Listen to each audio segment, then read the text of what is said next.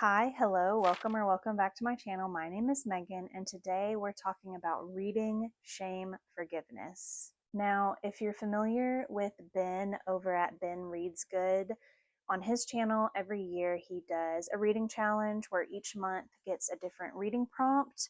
And this is my first year participating, but as far as I can tell, every year June is the same prompt, and that is reading, shame, forgiveness.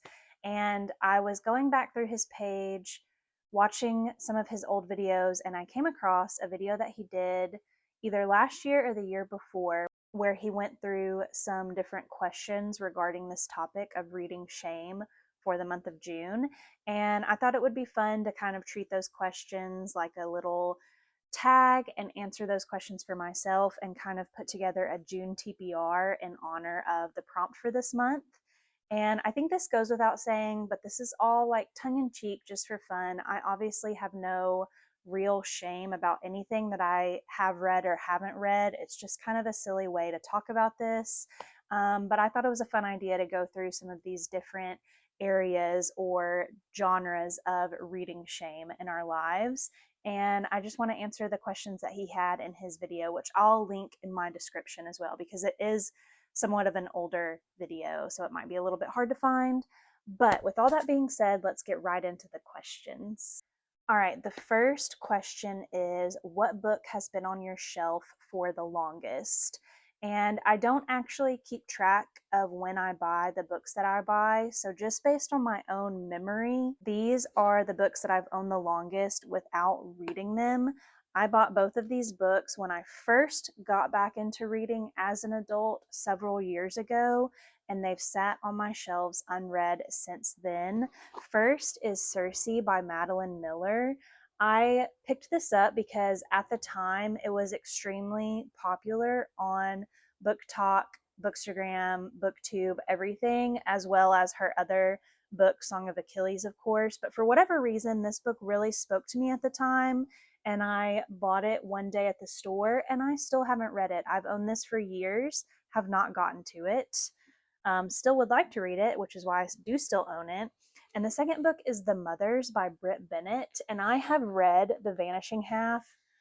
Actually, I don't know if you can see it from here, but it's up here among my favorites right here on the top of the shelf. And I think I will really love this book, but for whatever reason, I haven't read it yet. So yeah, those are two of the books that I've owned for the longest that I still have not read. The next question is, are there any books on your TBR that are outside of your comfort zone that you're desperate to read? And I picked a couple off my shelves. The first one is a nonfiction pick, and for whatever reason, reading a nonfiction in print is really intimidating to me. I'm much more comfortable with nonfiction as an audiobook for whatever reason. I think it just feels like I'm listening to like a long podcast, and I get intimidated that I don't have a long enough attention span to read a nonfiction in print. But I do own a copy of Everything is Tuberculosis by John Green. It's even a signed copy. I loved his first nonfiction book, The Anthropocene Reviewed, which I listened to on audio. I loved all his books growing up as a teenager. I read all his YA fiction when I was younger. But for whatever reason, this is intimidating, even though it's so short. It's so short, and I've seen absolute glowing reviews of this book. I saw it in so many people's like best of 2025. I really want to get to this book, and I really need to, but for whatever reason, it's just intimidating to read a nonfiction in print for me.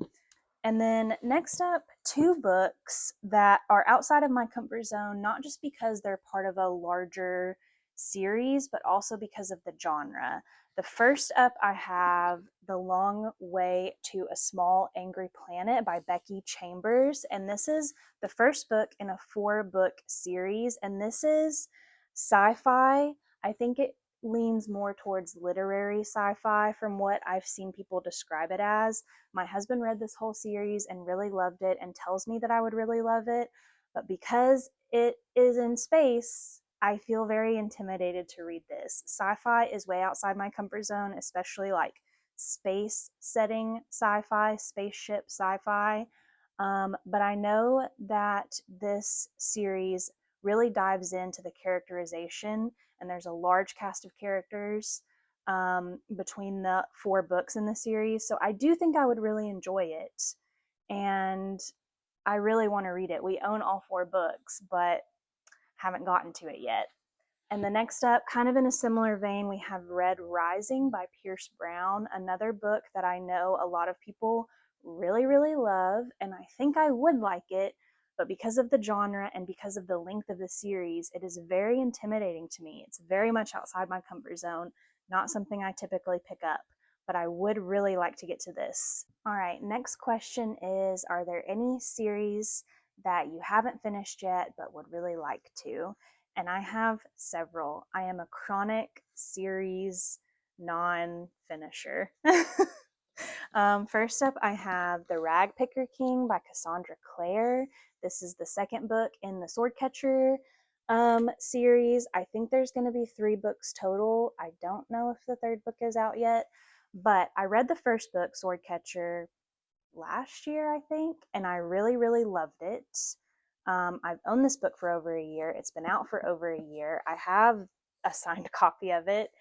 I haven't read it. I really love Cassandra Clare. I read a lot of her Shadowhunters books in high school growing up, reread some of them as an adult. This is her first time writing an adult fantasy series, and I'd really like to get back to this world. I really enjoyed it, but it's a big book.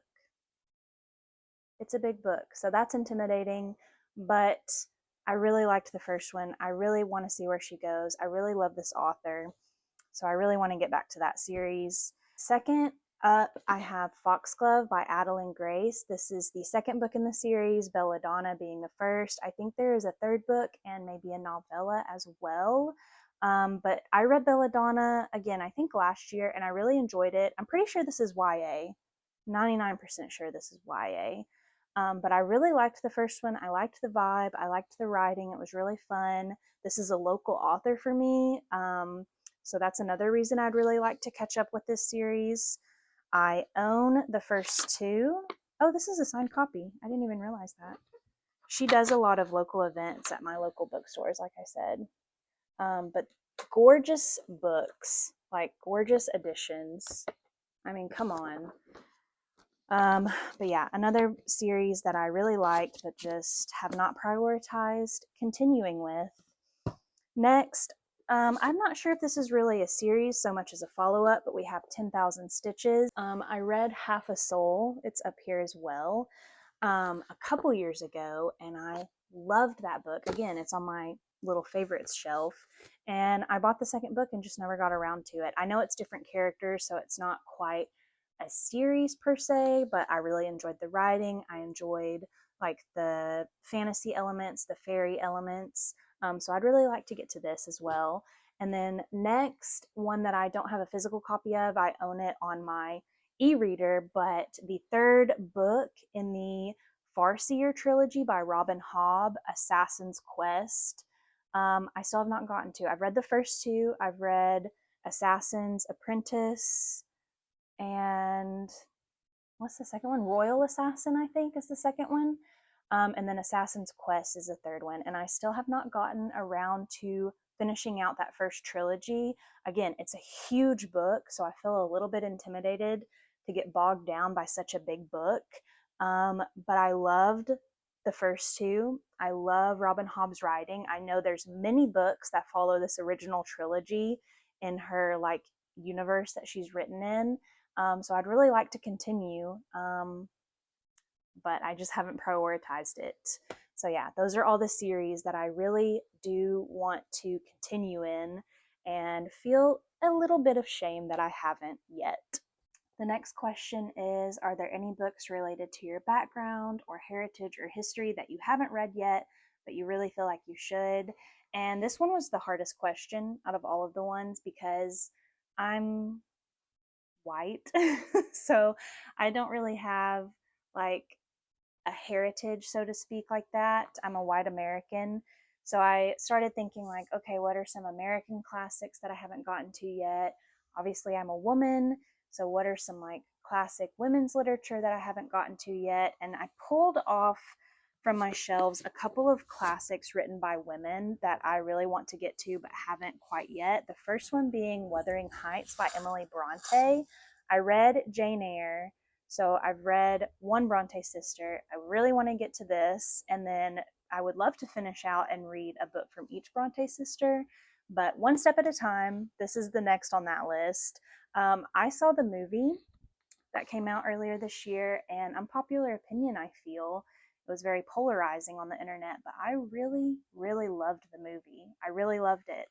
Granted, I have not read the book, but it made me very curious about reading the book, and I have since acquired 2 copies of the book and still have not picked it up to start reading it. So that is one that is on my list for sure. And then next, I have Little Women by Louisa May Alcott, another classic written by a woman that I haven't read that I think I would really love. And this beautiful edition makes me feel even more excited to get into it. And then last one, as far as like what I own, I have Orlando by Virginia Woolf. I honestly don't even know what this is about, but I know Virginia Woolf was a very prolific author in her time and is still regarded very highly. And I love this edition, and this cover is really, really cool. And I know there's also a movie based on this. And so I think it would be really fun to read this and watch that movie and hopefully get into more of her work after that. But this is the Virginia Woolf that I own. So I put that on my list. And then as far as like American classics, I was trying to think like, I'm really fascinated with the idea of the great American novel, and I think one of the books talked about the most in that context is East of Eden by John Steinbeck. I don't own a copy, but I would really like to read that book. So maybe I'll put that on my list of books to look out for at the used bookstore and grab that and read it soon as well. But that's all I have for books related to your background that you haven't read. That one was kind of hard to come up with for me, but there's many books related to other people's backgrounds and histories and heritages that I would love to read. There's just not a lot for myself personally. Next question is, are there any books that you feel like everyone has read but you haven't yet? And I pulled 2 off of my shelves that I feel really fit this category. The first is The Book Thief. This was not required reading for me. I think it was required reading for a lot of people actually, but I know everybody has read this book and everybody loves this book, and I still have not read it. And so I really would like to get to it soon. And then next, the book series that has taken the world by storm that I still have not gotten to, and honestly at this point I'm a little bit scared to get into it. That is Dungeon Crawler Carl. I don't even think I need to say anything about this book. Everybody knows about this series, I feel. And if you don't know about it, just do a quick Google search. I'm sure you will learn very quickly about the hype surrounding this series. So yeah, I'd really like to get into that as well. I think it would be really fun to buddy read it with someone. Anyways, the last question is, are there any authors that you're ashamed not to have read anything by yet? And I have one that is the highest up on my list. That is Miss Toni Morrison. I really want to get into Toni Morrison's works. I think that they would be really impactful for me. I know that I would love them. I just feel that in my heart. I own Beloved. This is the only book of hers that I own, and I would just really, really like to get into her work. After I bought this book, I did see a lot of people saying that this is not the best book to start off with. So I might put this one on hold until I can start with, I think what a lot of people have said is to start with The Bluest Eye or even Recitative. So I might try to pick those up from my library or pick up a copy of those first before I get to Beloved. But regardless, I really need to get into her catalog because I think they would be very impactful for me.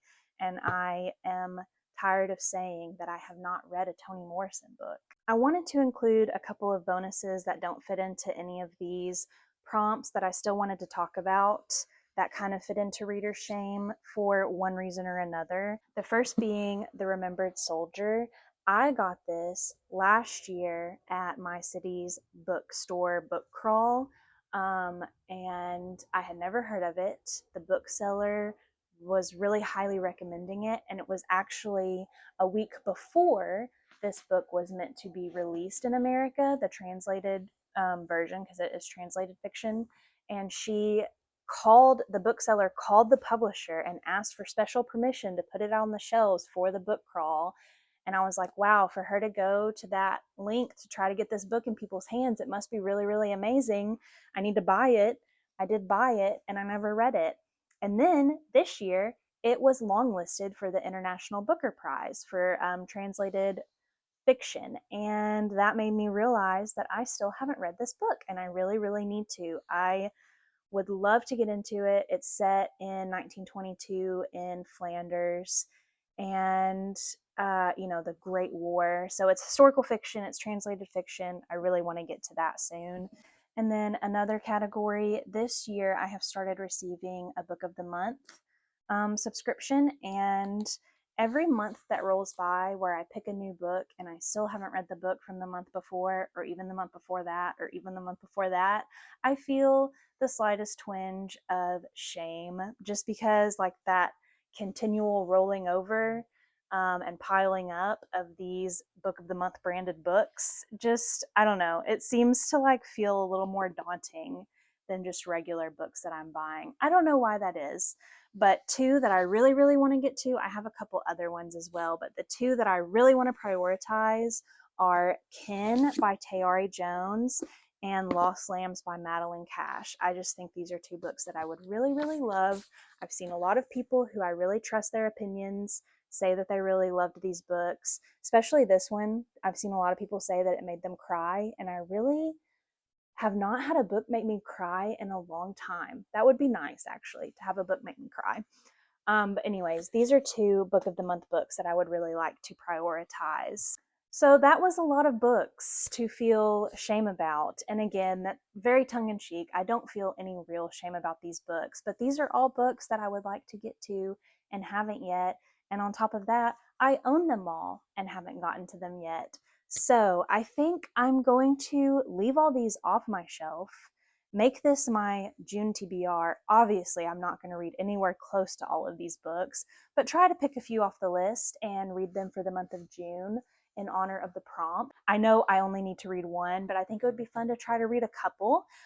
So yeah, those are my reading shame books. Let me know if you have any books that you feel reading shame about. Let me know if you've read any of the books that I talked about today, if you would recommend any over the other, or recommend to not read any of them, just to not even waste my time with it. I'd love to hear any of your opinions, and that's all I have for you today. If you are still here, thank you for being here. Thank you for watching.